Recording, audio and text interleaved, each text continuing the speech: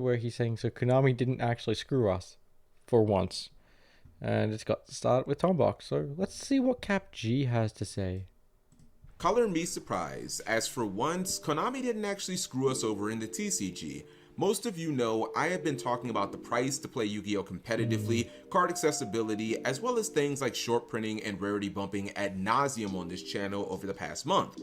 While Bonfire being $100 was a death blow to many wallets of Yu-Gi-Oh! Duelists out there, one thing I kept repeating in my videos was, keep in mind, you'll need to buy.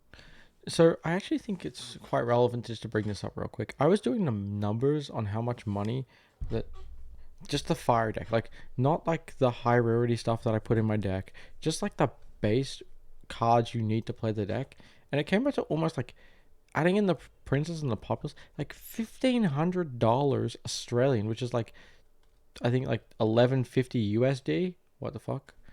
Like 1150 US dollars to just be able to afford and play this deck. And that's like absurd. Like I thought we were past like this $1,000 decks situation, but oh well. At least it, by the way, for anyone who can't see, it's like they didn't. I'm shocked they didn't make her $100, not 10. Maybe we'll sit it over here then. Snake Eye Populace, now renamed Poplar for the TCG, and Promethean Princess if you really want to take advantage of those bonfires and play your fire deck, Yeah. whether that be Rescue Ace, Well, Fire if you don't Kings, have or these Snake cards, Eye then to its bonfire is fullest useless. potential. I fully expected Konami to do what they traditionally do on the TCG side of things, and full-on rarity bump the two biggest chase cards of the set to the highest rarity of Secret Rare. But in a surprise to many, including myself, when the set was spoiled by Yu-Gi-Tubers a few days ago, neither card was revealed to be a secret rare, but instead were both printed as ultras. I will admit, I was dead wrong in this instance, and pleasantly surprised because, again, this is pretty much the opposite of what Konami has been known to do for the TCG side of things. Usually, I think the ultra print for this instead of secret is excellent. It makes it much easier to find. It makes it much more affordable. And if you're one of those people, Pack, who want to play shiny high rarity stuff, they're available in quarter century rare. You can spend more money than you need to play them if you want.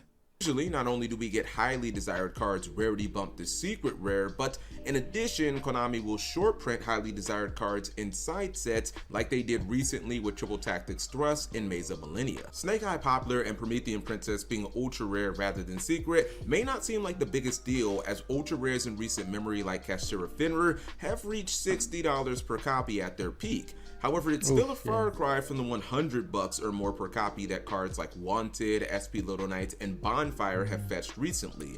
Mainly because ultra rares in Yu-Gi-Oh! Are just easier to pull than secrets from core booster sets.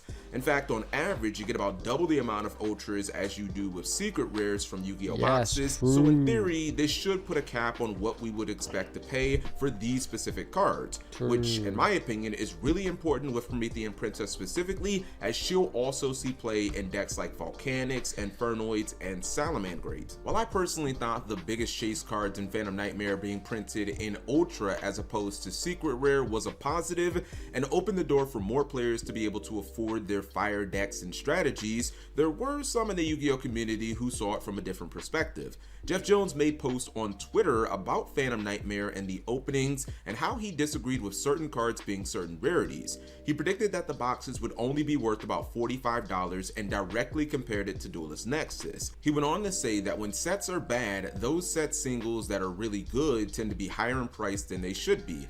This is because less of a... I'm gonna disagree with this just briefly. The problem with Dune specifically, and I mean specifically Dune, is that there was a point where no secret was like above 20 Australian dollars. And I think the most expensive card in the set was like 30. So Duelist Nexus was like one of those sets that there was a time period where like everything was dirt cheap because it was like terrible and like it was only archetype specific cards. There's no good generic stuff in it. Set is opened and less cards. I don't think that's going to be the case with Phantom Nightmare. I think Phantom Nightmare has a few good core cards and a couple good generic cards as well. So take that into account. Cards are put into circulation.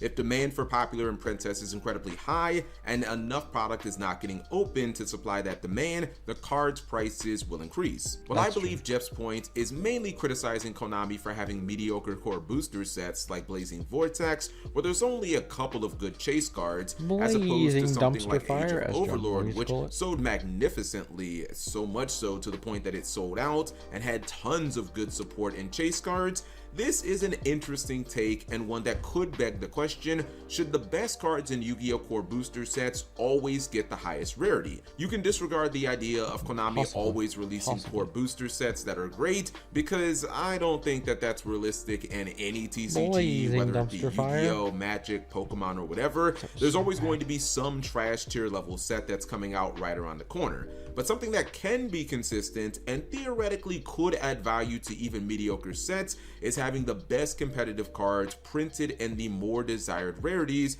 of secret and ultra rare. Now obviously there are some serious pros and cons of doing this, and I can see both sides of the argument.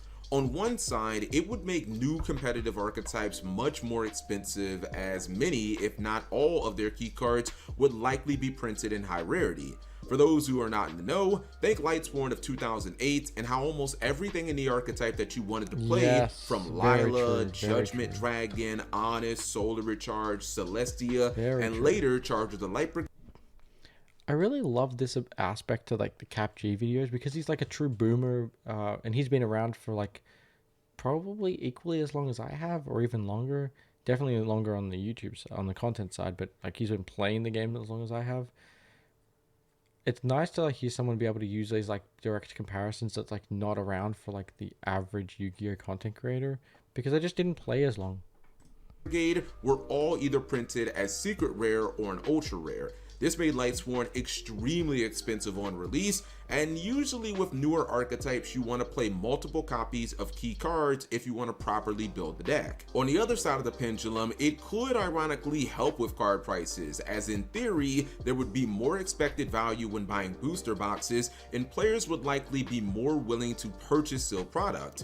If more players buy sealed product, then as Jeff alluded to, the supply increases to catch up with the demand, and the prices either stabilize or go down. I'm sure many of us have at one point or another opened their entry packs at a YCS or regionals only to pull a $1 ultra or secret rare and think to themselves, geez, this sucks. Well, being more selective with the higher rarity slots would likely eliminate this, as all the slots would be filled with in-demand cards that people actually want. Let's look at Duelist Nexus, a set that I really like, but one that constantly gets dunked on as quote-unquote bad just because of its price point. Despite giving us Chimera, Unchained, Infernoble, and pushing Purely and Rescue Ace to significantly new heights from a competitive standpoint, it's pretty common to hear people bash the set, even though it had such a profound impact on the metagame. However, what if you applied the best card, best rarity practice to Dune? For instance, what if cards like Emergency, Rescue Ace Preventer, and Unchained Soul of Shavara were all secret or ultra rare rather than the crappy Tistina cards that no one wants? For those who don't love this set, it probably doesn't change their mind completely, but it would probably give this set a few more good chase cards and more reasons to commit to buying a box. Would this make it more expensive for those who wanted to play Unchained or Rescue Ace? Absolutely, because those cards wouldn't be 10-cent commons anymore and would likely be closer to, I don't know, maybe something like $8 to $15 a piece. But the trade-off is that you would get more valuable cards to pull from your boxes and from your entry packs, at least in theory. I think this is an instance where the juice could be worth the squeeze, especially considering most core sets always have like 2 bad ultra rares that no one really wants, and those slots could easily be filled with better or more competitively focused cards, and Konami could then in turn move those average cards or the TCG exclusive cards to maybe the super rare slots. Generally speaking, I've never had a problem with quote-unquote worthless or bad Yu-Gi-Oh sets that aren't worth anything, because I personally don't buy sealed product with a return on investment mindset. However, vendors and stores pretty much have to have this mentality, and I know that they absolutely hate it when a set drops below what they paid because they instantly lose money. This is why I think that this is actually a pretty nuanced discussion, and that the solution isn't as... Yes, I'm just gonna add one thing here. I hate that for the stores, and I hate the idea that stores had to stop like saying no more Yu-Gi-Oh products because they sucked, and then finally they started releasing good sets. Like we went through almost all of 2023 with terrible sets. Like fan like what was it, like Photon Hypernova? That was a decent set because of the Cashiers, but think about the rest of the support. Like Duelist Nexus sucked. Syak or Cyberstorm Access sucked. Those sets were just so bad. Like they made the cards out of them terrible because they banned the good stuff that supported them. Like they should have given a super heavy samurai for like at least 2-3 months. At least then we could have said, okay, well at least the sets now, like the super heavy samurai cards that we're getting here, are like decent. No, we played them for one event and they were gone. And I think that that's like Konami's a real slap in the face, not to like the consumers, which are us, but like the stores, which the stores are the reason the game even exists. Like if there was no stores, there's no like events. If there's no events, then why are we even buying cards? If no one's buying cards, then Yu-Gi-Oh, which is Konami's biggest cash cow, doesn't exist. Simple as rarity bump all the chase cards to secret rare, like what Konami usually does, or print everything good and common so that it's as cheap as possible. Because depending on whether you're a duelist like myself or a vendor slash OTS store that sells products and needs to make a profit to stay in business, that could definitely determine your 19 answer. cents. Again, Woo. personally, I'm glad that Poplar and Promethean Princess weren't fully rarity bumped to secret rare, thus forcing new $100 meta cards on the players, because I don't think that that's a very good way to run a business. I also think that there'd be less complaining about all of this, expected value stuff out of booster boxes and bad sets if Konami did a better job with picking the right cards for the high rarity spots. Stop spending all of these slots on these terrible TCG exclusive archetypes like Warrock and Tistina that end up taking a bunch of ultra and secret slots when, let's be real, much better cards deserve those slots. But what do you think the solution is? Because while I'm perfectly fine having a bunch of cheap cards and people not getting priced out of what they play, I go on social media sites like Twitter and I constantly hear people complaining about, oh, this set sucks because You're there's never only gonna 2 good satisfy cards everyone. to pull and everything else is That's just worthless, how it is. etc., etc. And I know that it's just not realistic for every core set to be insanely good like a Gob. So you let me know in the comment section what you think the Agov was solution is, nuts. or how you feel about this entire thing. Also, We don't need sets like Agov like all the time, where it's like you have to get everything.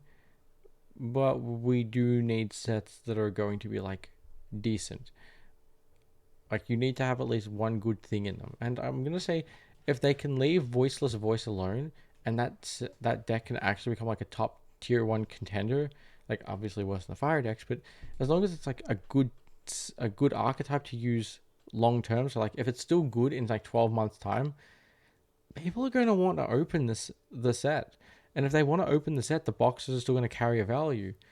But if you just give them the nerf treatment like you gave to Super Heavy, then that's just going to kill the reason for stores to actually stock the product. were you shocked that Populous, or Poplar, now it's called in the TCG, and Promethean Princess were not secrets? And did it change your opinion, or did it change your plans as far as like if you were going to pick those cards up? Because now it's much more likely that they'll be closer to like $40 to $50 cards rather than the $100 cards that maybe people like myself expected. Anyways, thank you guys for watching as always. That was a good video by Capchi, and it was actually enjoyable to watch, and I was actually like able to interact. Maybe it was yeah, that was actually nice. For the most part, I'm gonna say I agree with Capchi's thought process that Yu-Gi-Oh needs to be more affordable in certain ways, but it's not a bad thing to have them always be expensive. Like if the best deck is like $700, like all in, like budget staples and then like engine, I think that's okay as long as you give everyone like a good like $200 to $300 like option. And that's like really just like what we've been going through for the last year. Like every deck's like $200 to $300 like for the engine, and then just throwing like the random staples, and then it takes it up there. But the core of the deck is affordable. That's like my take on it, anyways.